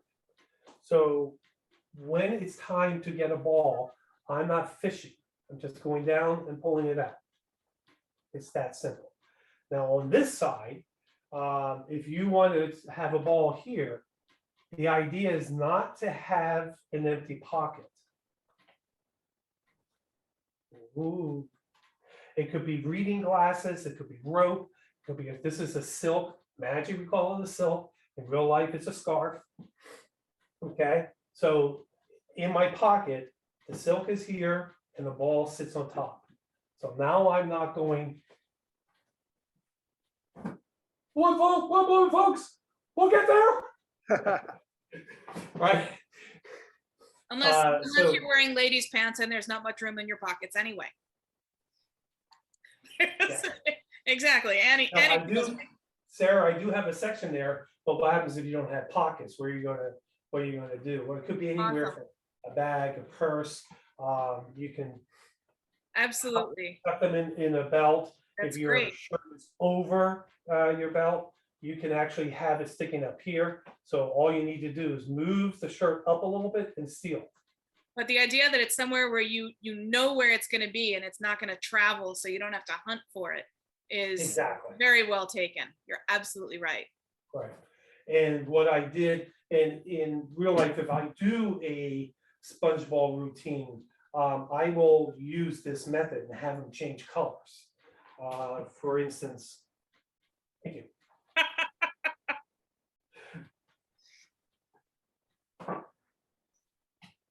So 1, 2, 3 in my pocket. How many should there be? 2. There should be 2. Yeah, okay. 1, 2, 3. How many should there be in my hand? 2. 2. Yeah, you would think so. You're right, but actually it's 3. 1, 2, 3. See that? Yeah. It's a little bit of a surprise. That's what I did. So I tried to do with the bunny rabbit. I want to tell you something. That was hard. We'll get to there. We'll get there. I'll tell you why I had a difficult time. Okay. Shall we do step by step through the routine? Let's do it. Okay. Because what we just showed you is the real basics. Now let's pull it together. I think that's an excellent suggestion. All right. Step by step through the routine, and I'll show you. Pardon me? All right. So we showed you about the production. And now you're going to make it disappear. And this is a time where you can be magical. You can see, I'm slowing down so you can see it, but I can feel me as a performer slowing down because this is a magical moment. And usually, and I don't know if you noticed, but I allowed my hand to really relax at this point because I like chasing balls. A little too much. Yeah, because I was like this, and then just before just before I made it disappear, all I did was relax my hand a little bit to provide the illusion that there is nothing in my hand. It's in this palm. Okay, so as you're practicing, you'll get to see and feel how you are. Now you make it disappear. Now you go to the pocket because technically there's nothing here. All right, so now you go to the pocket because you have it all lined up. It should not be difficult to get it. I kept this in my hand and I have this showing. This is the only time I don't take 4 fingers and put it this way. I do 2 fingers and I put it here because it's okay if they see that there's an actual ball here. Now see, my hand is loose and then I go like this. To kind of create an illusion that, the ball is here. It really is here, but where is it? The ball is actually here. Now, this is where I would think that you can do whatever you want. When I put the 2 balls together, I decided to teach you by putting it down on the table. Because you could grab them together, but for what you're doing here, let's keep it on the table. All you're doing is you're marrying the 2 balls and pushing them together. And this is a good time to recommend that when you practice your transfers, practice standing over the bed. Exactly. And not near cats. And yeah. Good tip. Good tip. All right. So they will roll away less, and you will have you won't have to bend down as far to pick them up. Now, this is what I recommend. As you grab them, push with your thumb the ball together. You will see a lot of suggestions that you do this. To me, if I'm moving forward, why am I pulling back? So I like moving forward, keeping that thumb to push them forward, and now this is the motion. And it's 2 balls as one. And it takes a little bravery to do this. And what I do is I spush them together and then I show them like this. I'm covering the seams up. And a little motion and just talking about it, you really don't see that it's 2 balls. All right. And you don't now don't belabor it. I have 1 ball. Don't belabor that. You don't have to go in a lot of worry. So you come down. I'm making my thumb push the ball, and now it's 1 ball. And now this ball likes company. Notice I'm doing a lot of movement and everything like that. They like company. They don't see that it's 2 balls. To make 2, you just grab the back one. Let me go here. You grab the back one and you grab the front one and pull. Now I'm going to come to the microphone. I'm going to do it again. Did everybody hear that too? Try again. We can't see you right now. Yeah, I was hoping you hear. Oh, sorry. Yeah, in real life, all you're doing is you're dragging your fingers a little bit, and there's a little pop, which creates the illusion. One that I think is very pretty is when you saw 2, make 2 of them come out this way. And all I'm doing is I have the 2, I'm bringing the finger down on the seam, and I start sawing.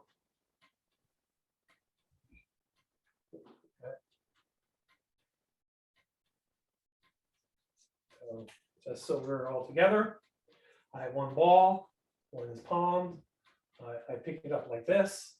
I talk about one, make two. Now I have two. I have somebody give me their hand. Pick up. This is, I make it disappear, and then without hesitating, I pick this up. And again, I can show it as one. And I don't necessarily make a big deal out of it, although I will say something. Okay, I'll take one, and you can take the other one. Hold on to it nice and tight. That's all I need to do. All right. And when I do this, it looks like I'm actually giving them one. And it's nice and tight. Again, here's the magical movement. Milk it. With a story, with gestures, with eyes, with body language. Okay, ready?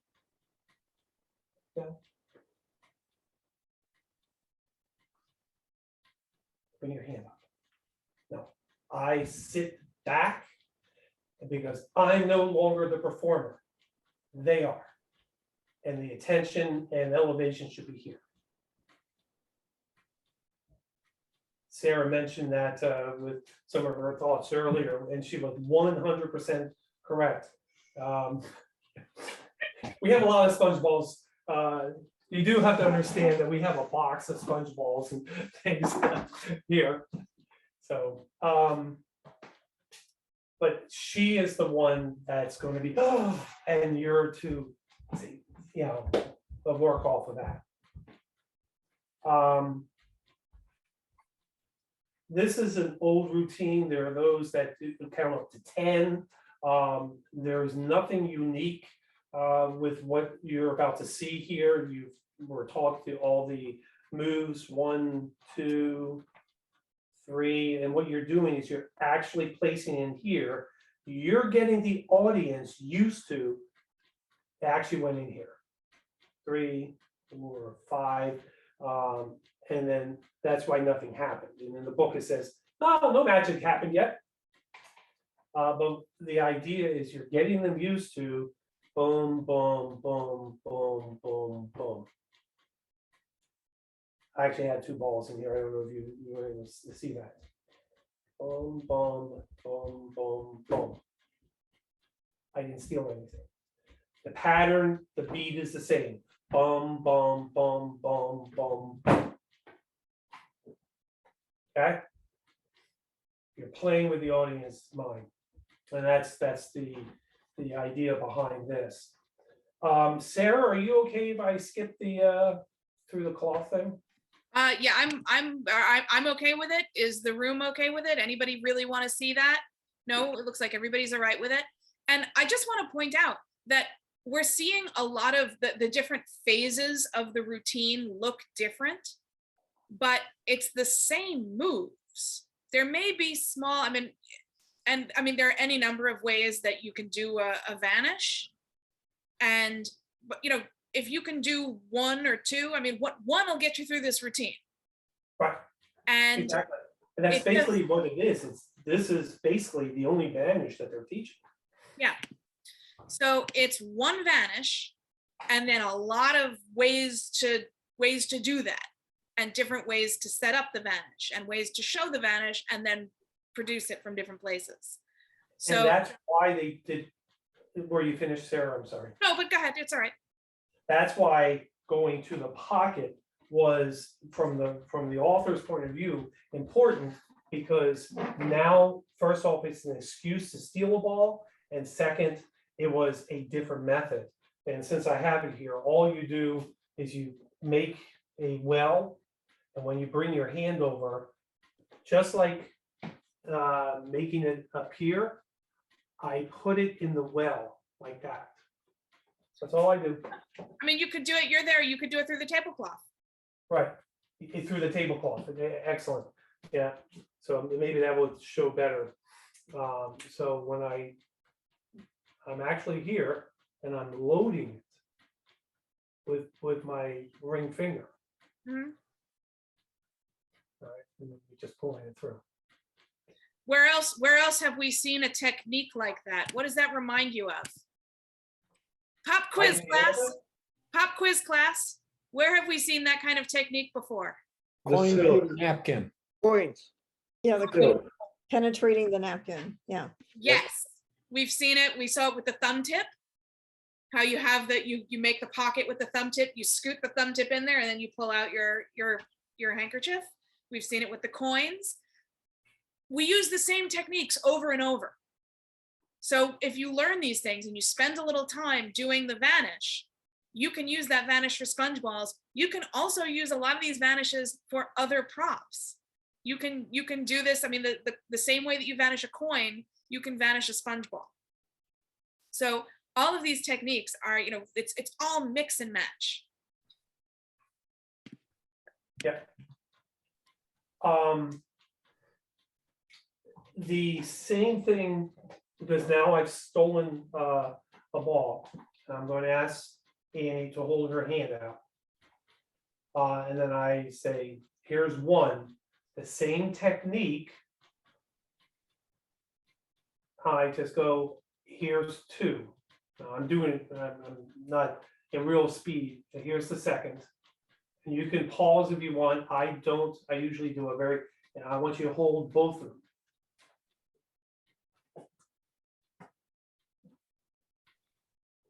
So when I have one, I steal this one, and I say, I want you to hold both of them. Didn't it look like it was two? It looks really good. Yeah. I want you to hold both of them. And you have to have a little movement, hold both of them. And I've even played with this, that hold both of them. And you're actually holding three. But it's not necessary. This is all you need. So what, there's a little bit showing. You're giving them two balls. Hold nice and tight. Okay.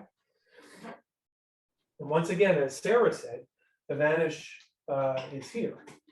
Now, I want you to notice something. Where are my eyes when I'm doing the vanish?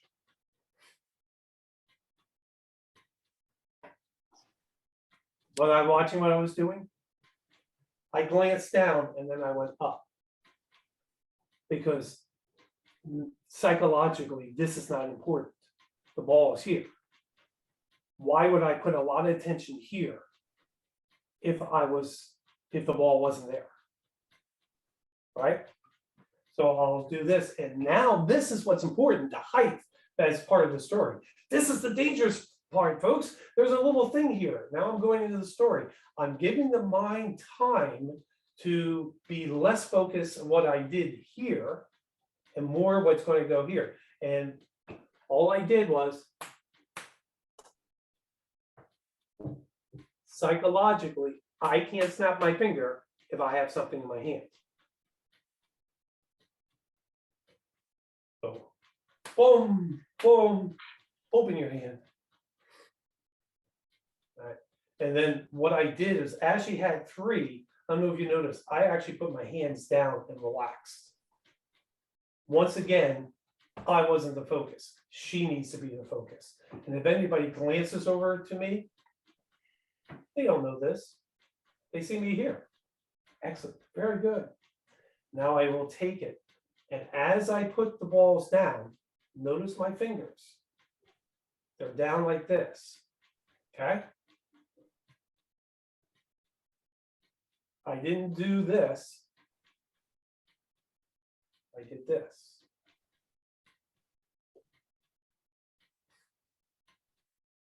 Just like we did before. Now this time it's okay to pull back because to me it's logic. I need to get the ball from here to here. If I have somebody that I want to put the ball in their hands, I don't like this. I'm going to put the ball in your hand. Okay, here. It's straight out. But now it's coming here. I'm okay. Grabbing the ball, I'm exposing it on purpose. Grabbing the ball, pulling together, and putting it in here. Now, I try to make sure the timing is about right as if I made it disappear. Once again, pattern, same thing over and over again. The second ball, now you can cheat a little bit because the world knows that you have a ball here. You don't have to open your whole hand. And if you do, you're going to start to bounce. It's okay to open a couple fingers because it would be natural for me to try to shove the balls in here. Got one, so as far as I know, I'm shoving one in here. So I pick up a ball. It's actually two balls, put it in my hand, pick up the other ball. I don't open the hand all the way up, just a little bit, because it would not be natural for me to open up the hand all the way. And then I say another ball. And how many should there be? There should be 2, 3. I still have it in my hand. Do the exact same thing. 1, 2, 3. Now this time I stole the bunny. There should be how many? 2? Okay. Now notice I'm using my left hand to put the balls down, because I don't want to do this. See, this hand is open, this hand's closed. But all the balls are here. It's okay if I go 1, 2, 3. And if they start to roll, then notice I'm doing it this way. They start to roll, I'm doing it this way. Here's the tricky part. Here we go. This is palm. This is not. The rabbit goes into this part, and I'm just retaining the ball. So all I'm doing is transferring the bunny from here to here. And as the fingers close, I'm retaining the ball here. Now I have found it to, you can have the purple? Thank you. When you want to switch colors, what I did is the same thing with the bunny. I came down here, I placed the purple ball and just continued to steal. This is so much easier than with a bunny, because I found out that this is a different texture, and its little ears and tail and feet sometimes caught on the ball. It was hard to pull it through. So I had to really work on that. But that's how I change the color. Let's see, where are we? Yeah. So stole the purple. 1, 2, 3. I just messed up, but that's all right. And that's where I came up with that. In the book, the ending is this. 1, I'm stealing. 2, I'm only opening it up a little bit because that's what I did before. And all I'm doing is there's nothing in my hand. I'm pretending there is. I open just a couple fingers and I'm swiping it across my palm. I'm swiping it across my palm as this closes. So the ball really doesn't come across here. The 2 balls that I'm trying to make disappear are really coming across like that.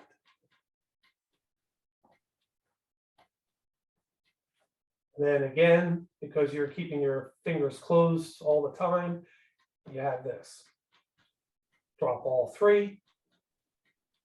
Don't rush this. This is your climax. You say, like, hey, this is what they love to do. This is what they're here for.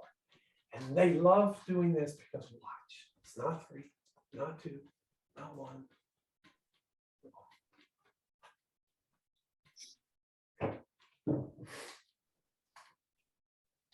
Questions?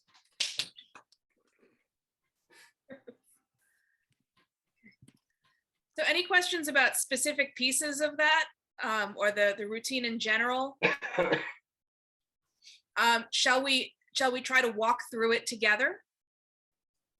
Yeah. Okay. Henry had a question, and then we'll walk through it together.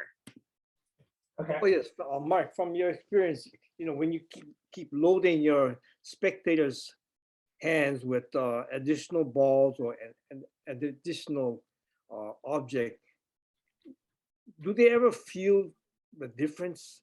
I can feel a difference between one ball and two ball in my hands. You will see some who will say something or whatever.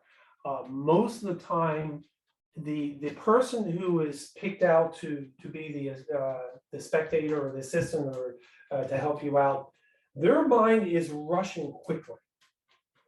And when a mind rushes quickly, they don't, two things. One, they don't know what this feels like or what this feels like.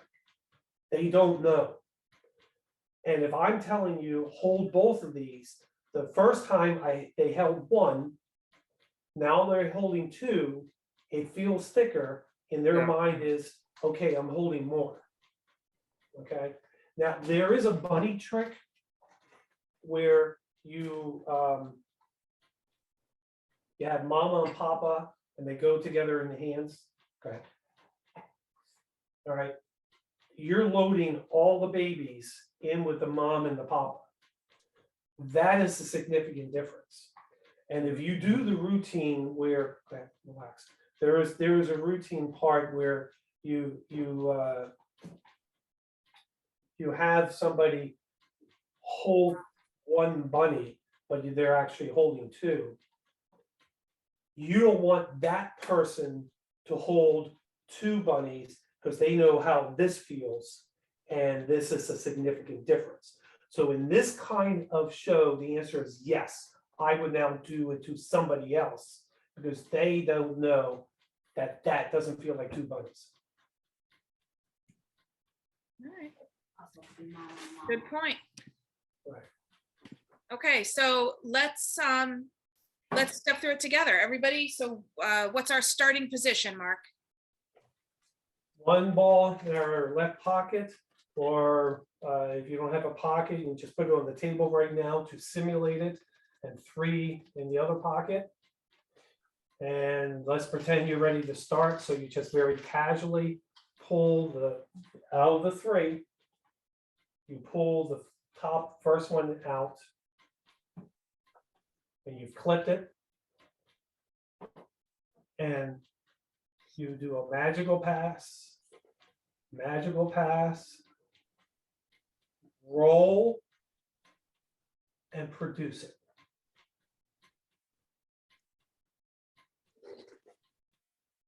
Put it down, relax. Pick it up, steal it. Take a moment, make it vanish magically. Aha, it's in my pocket, go in your pocket. Pull out the second one, but you're really just pulling the next ball out. You have one retained. You put that ball in your palm, you really do put it in your palm. So you have one here they don't know about, they have one here. Make a tight fist here. All right. Which hand are we making a tight fist? One, they don't know there's a ball. Okay, so in your dominant So hand. they know the ball is here. So I have it as a fist. Remember, it's not like this, it's like this. And notice how relaxed my hand is. I have the ball here. They don't know that there's a ball here. So now I go like this, because now we're going to do some magic. Rub your hands together. Where's the ball? No matter what they say, nah, you're right, or nah, you think it's there, but it's really here. So where they saw the ball come is where you're going to produce it. So notice how I have my hand. Not like this, not like this, like this.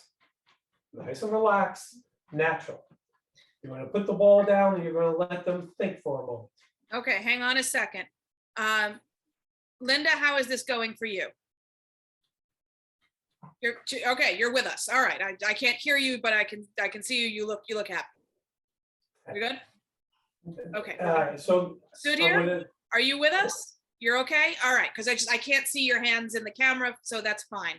Anybody having any trouble need us to go over, to back up, go over anything? No, we're gonna proceed from here. Okay. Okay, Thank you, now Mark. notice a lot of SpongeBob magic is timing, repetition, that sort of thing. So now I'm just going to relax for a moment. They're going to see one ball, and now we're going to make it into two. I am moving forward. When I get close to the ball, I'm just pushing my thumb a little bit. So now I can actually go right to the audience and say, this person, or this ball, or this actor, or this acrobat, whatever you want to do as your pattern, hates performing by yourselves. Now you're holding the two balls, you're pretty much squishing them, but the seams are here. And I just put little fingers up here, just hide it a little bit, and you're just doing a little motion. And now we're going to turn our hand because we're going to simulate spreading them. Boom. Okay. Now it's time for the spectator. Notice I stop and relax. All my attention is to the spectator. Are you ready? Would you like to help me? Thank you very much. May I have your hand, the clean one, please? I'm in trouble. And you will get exactly that look from your spectator if you do that. That's a very old line. Yes. So anyway, okay. You take one and you steal it. You pretend that you put it in your hand. Say, okay, I'm going to take one, and I want you to take the other one. Now notice the pattern. I'm doing it slowly. You can do it this slowly. I'm going to take one, and I want you to take the other one. There is no hesitation. On it. You take the other one.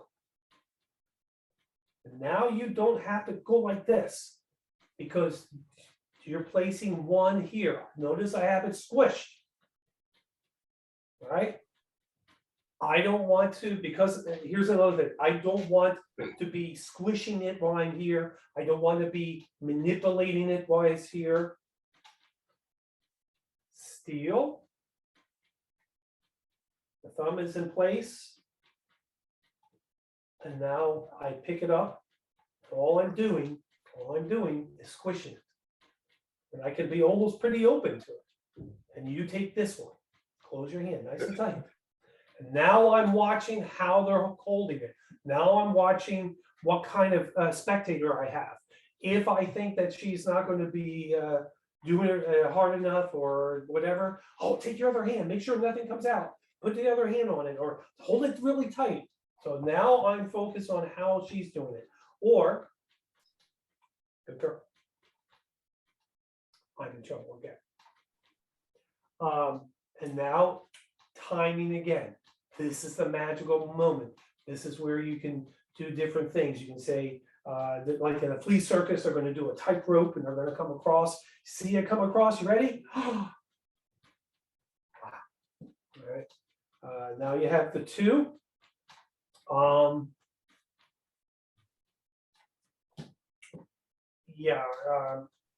The pattern.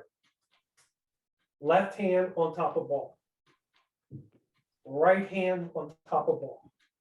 Right hand takes left hand's ball. Actually places it in the hands. Right hand takes right hand's ball, holds it, and put it down on the table. Just relax.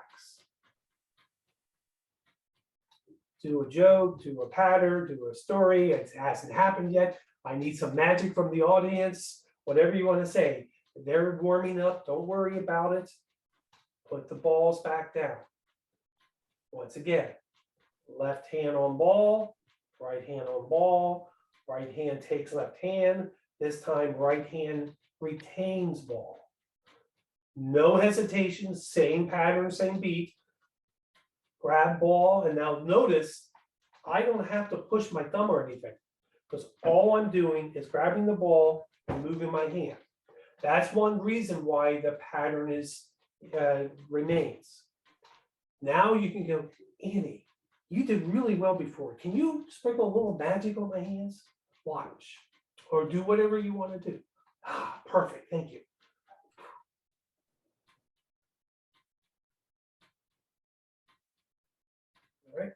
So let's do that one more time.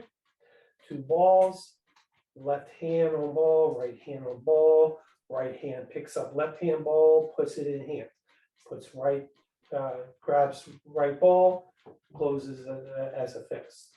Same pattern, put the balls down, left hand on left ball, right hand on right ball, right hand takes ball, steals it this time, no hesitation, picks up ball, turns hand over. Oh, can you believe that? Oh. Okay, we are going to skip the cloth for right now. How do we feel about that? I know, Owen, that's got to be a little hard for you because you're lefty. So are you doing okay with the you got it? Okay. Oh, all right, Owen.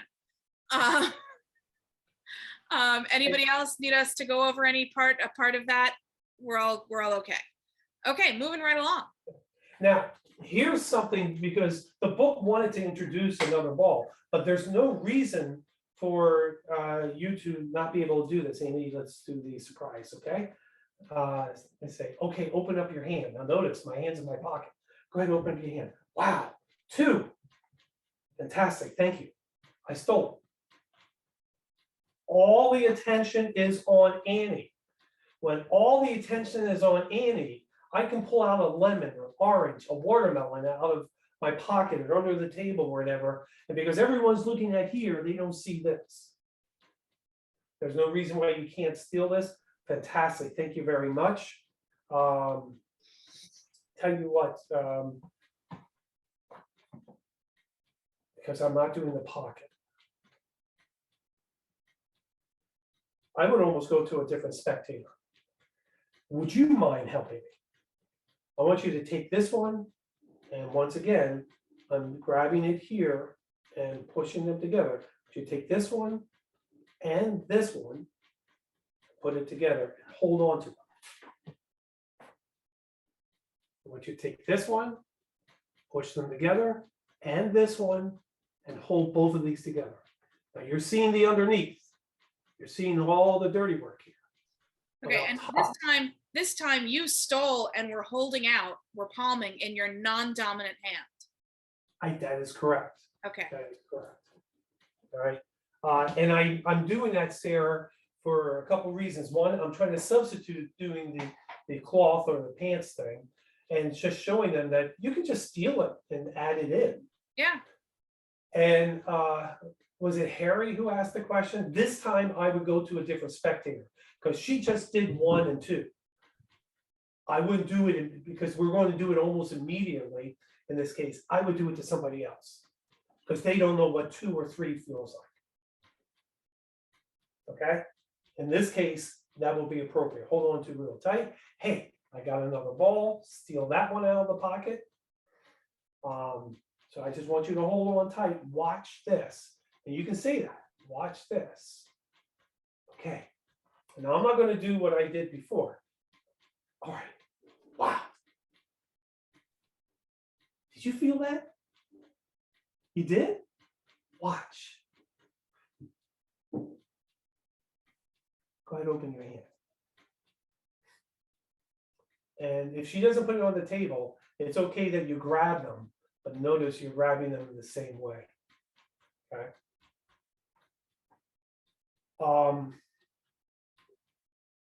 You have one palm. In your dominant hand. Dominant hand, thank you. Okay. Who is the one that's a lefty? Owen. Owen. Owen, I'm a natural lefty. So I had to learn everything as a right hand. So Owen, the suggestion I have is just turn around and do it this way. Okay, maybe. I've just been mirroring you. So literally I've been using, when you have your right hand, it's mirrored my left. So I'm just like, okay, I just do exactly the way I see. Good, good. Because turning around, I don't know if you guys realize, was really my goofy sense of humor. All right, so then. Eric, I didn't realize you were also a lefty. Okay, sorry about that. No, my mom forced me to be a righty, but Oh, there's wow. certain things that I still do as a left-handed. Oh, really? Besides Owen. Good. Don't worry, Lefties I'm unite. following, guys.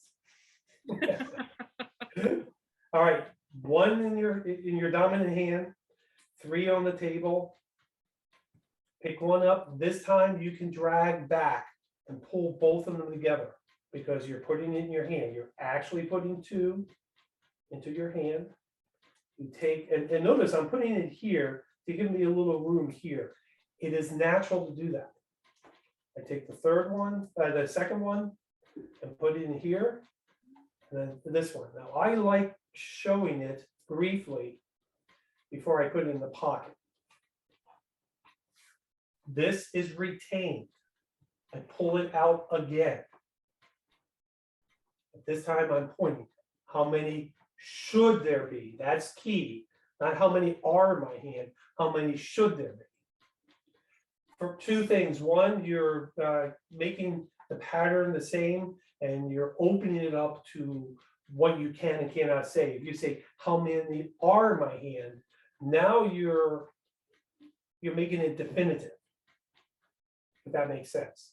But you say should be, and they guess 3, you say, yeah, you're thinking 3, there should be 2, but let's see if you're right. Do you see how I changed it? You're not boxing yourself in. So you have 1, you kept it in, you pulled it back out of your pocket, you have it here. Now I take all 3 and put them in front of me with the hand that had the 3. If I need to adjust, I do with the exact same finger. Do the same thing.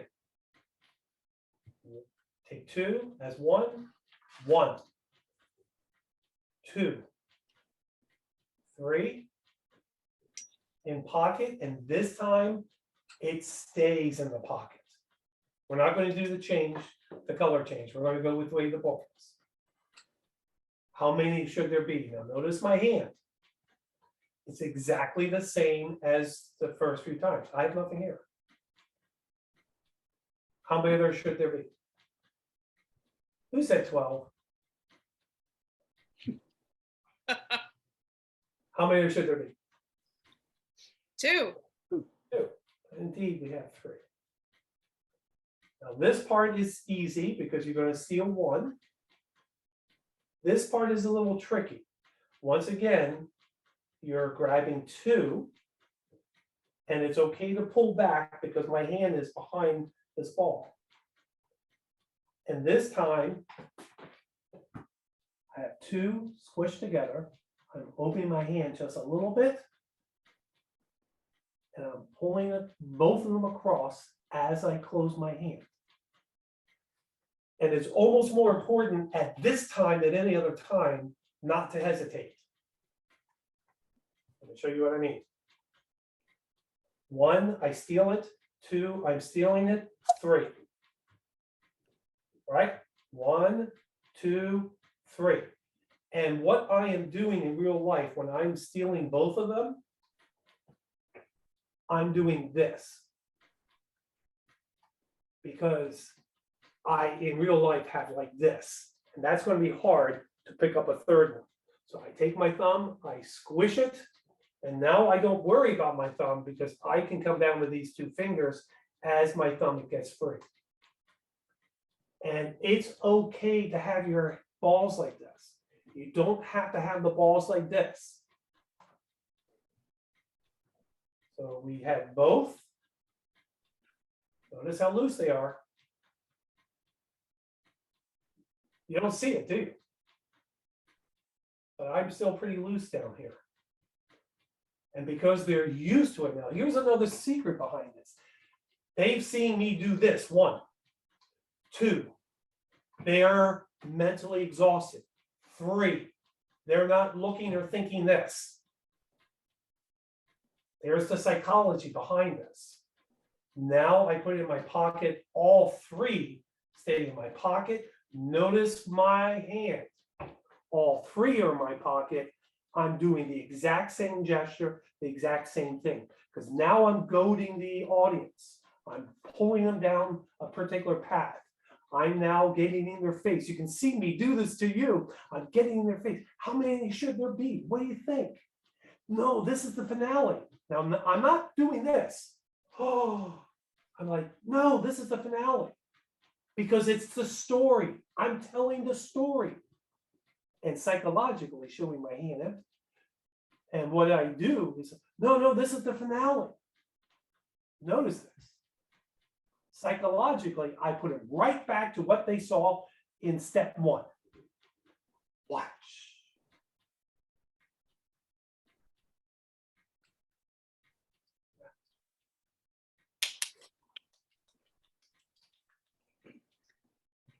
Okay, we have just a couple more minutes. We are a little over our time already, as is our tradition. So, but I'm gonna give Mark respect because he is only 10 minutes over. So okay, I see that. So, some of you have to go. That's fine. Any questions? You can, if you have to leave, you can always catch the anything that you missed on the YouTube video. Any questions on the routine or any of today's material for Mark? Well, Okay. Yes, John. yeah, I got two questions. When you're stealing this, you're trying to always hold it between these two fingers, and then when you're coming to get the ball, it may just be my hands, but how are you like using your thumb to get the ball out? That's a good point. What I'm doing, a couple things. You held your hand like this. Be careful, okay? And that's why in the very beginning, I didn't have you, I actually had you put it in here, because this is what I want you to look at. I want you to look at this, all right? So be careful on that. Doing the steal, I am doing these two fingers. But as you get comfortable, you may find it more comfortable a little lower or in the middle or in your palm. That will be more of a comfort. The other, but this is a great palm. Coins from sponge balls, and I like it. It makes it look natural. Look how natural my hand looks, right? I can talk. I can point. I can think. I can even slam on the table. Right? It's natural. Now, with the thumb, I'm not pushing all the way up. I'm pushing enough so my fingers can keep moving. So it's more of a natural movement. So you will find as you're with the practice, those are my thumbs. Yeah. Okay, and John's second question, and then Henry had a question, and then we have to call it a day. Well, did I answer, John? Yeah, that's great. I appreciate that. And just what are you using for your close-up pad? Is that just something on a piece of material? It's a real close-up pad, and this is just a tablecloth. Oh, okay. It's a nice color. All right. Yeah, thank you. Okay, thank you, The John. camera makes it look like one color, but it really isn't. It's black and dark blue. Okay, and Henry? Oh, just something brief, Mark. I just had a chance to briefly go over your handout that you wrote for us, and I intend to print it. And from what I saw, I think it'll be a very valuable resource going forward. So I just wanted to thank you for taking the time to write that out for us. You're welcome. Thank you for the kind comments. Thank you. Okay, thank you. Yes, that's very generous. Okay, so thank you all so much. This was, great session. This was a lot of material. I know that there's a lot of practicing in your future, because to do this is a challenge. It's a lot of stuff, but if you get the basic moves right, they will serve you very well. And so you'll want to practice. And when my father taught me, he always made me do the action in the mirror. So take the ball, put it into your hand, look at your hand. How is your hand positioned? And just do that 30 times, then I could do the false transfer and make sure that the hand looked just like it did before. So, you know, you got to practice in the mirror. You know, and then, you know, I think that Annie's input was absolutely right. You got to show it to a person. You know, you got to show it to a person and have them you know, say what works and what doesn't, and then and then fix it. Like my mom, like my father, now with Annie, your father, Sarah, they're invaluable. Yeah. And what you're doing here in Zoom is absolutely invaluable. Thank you, Sarah, for coming up with this, thinking of it. I have watched every one of the videos. I don't know if you guys know that, but I've watched every one and have been astounded with what you've been shown and taught and the progress all of you made. I think it's been wonderful. It's just absolutely wonderful. Thank you. Yeah, you really have. And Mark is right. He's not the only person that I've heard that from, because a number of the teachers have been watching the classes all along. And they're very impressed. So Mark, thank you so much. Let's have a show of appreciation for Mark, our guest professor today, who has done just a staggering amount of work. I mean, from today's class to the handout, to the 18 weeks of preparation that he's put in, because he really did. And a special thanks to Annie, who has been kind and patient for, I'm guessing, more than these 2 hours, but also for those 18 weeks. 18 weeks. And who now is owed a large bag of Doritos, was it? Rita's Water ice. What was it? water ice. What? Oh, okay. Thank you. Anyway, I just thank you so much, and just you were super patient and very entertaining to watch. And but you know, we couldn't have done it without you. We needed you. Thank you. You're very kind to give us all your time, and perhaps you'll join us for the final show. You would real quick, Sarah, if you don't have an assistant holding the sponge balls, this was my assistant when Annie wasn't available.